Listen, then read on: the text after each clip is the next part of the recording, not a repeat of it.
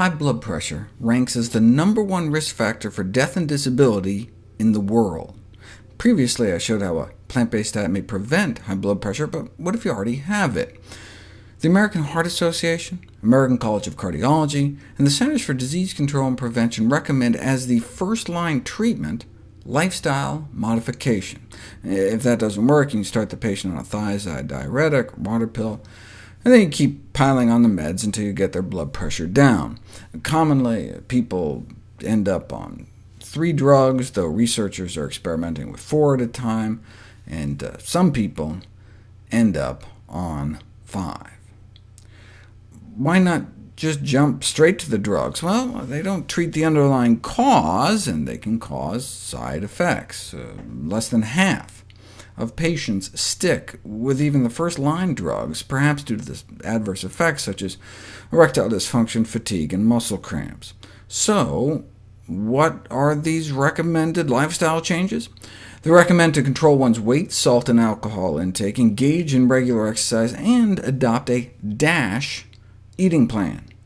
The DASH diet has been described as a lacto-vegetarian diet, but it's not. It emphasizes fruits and vegetables and low-fat dairy, but just a reduction in meat. Why not vegetarian? We've known for decades that food of animal origin is highly significantly associated with blood pressure. In fact, if you take vegetarians and you give them meat, you can watch their blood pressures go right up. I've talked about how there are benefits to getting blood pressure down as low as 110/70, but who can get that low? Populations eating plant-based diets, like in rural China, about 110/70 their whole lives, with meat only eaten special occasions, or rural Africa, where the elderly have perfect blood pressure as opposed to hypertension.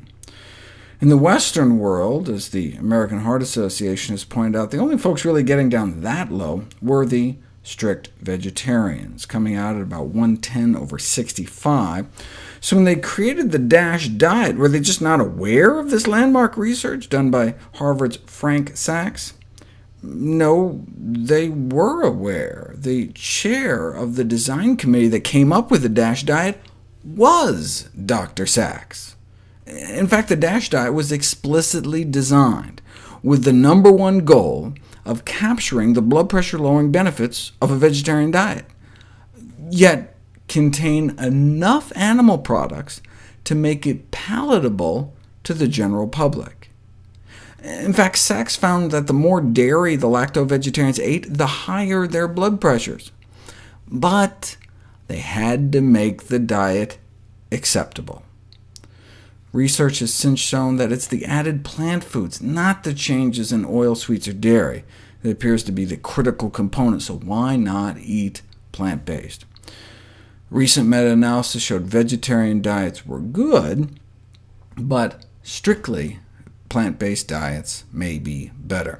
Vegetarian diets in general confer protection against cardiovascular disease, some cancers, and death, but completely plant-based diets seem to offer additional protection for obesity, hypertension, type 2 diabetes, and heart disease mortality. Based on a study of 89,000 people, those eating meat-free diets appeared to cut their risk of high blood pressure 55%, but those eating meat-free, egg-free, and dairy-free had 75% lower risk.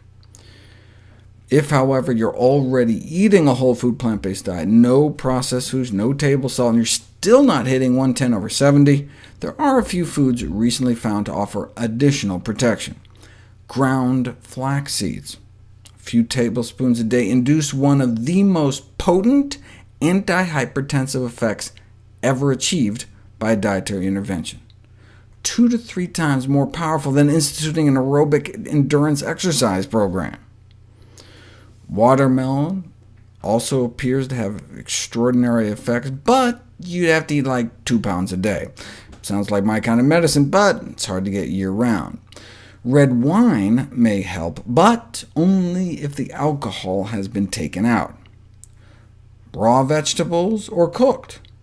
And the answer is both, though raw may work better. Beans, split peas, chickpeas, and lentils may help a little. Kiwi fruits, though, don't seem to work at all, even though the study was funded by a kiwi fruit company. Maybe they should have taken direction from the California Raisin Marketing Board, who came out with this study showing raisins can reduce blood pressure, but only, apparently, compared to fudge cookies, Cheez-Its, and Chips Ahoy.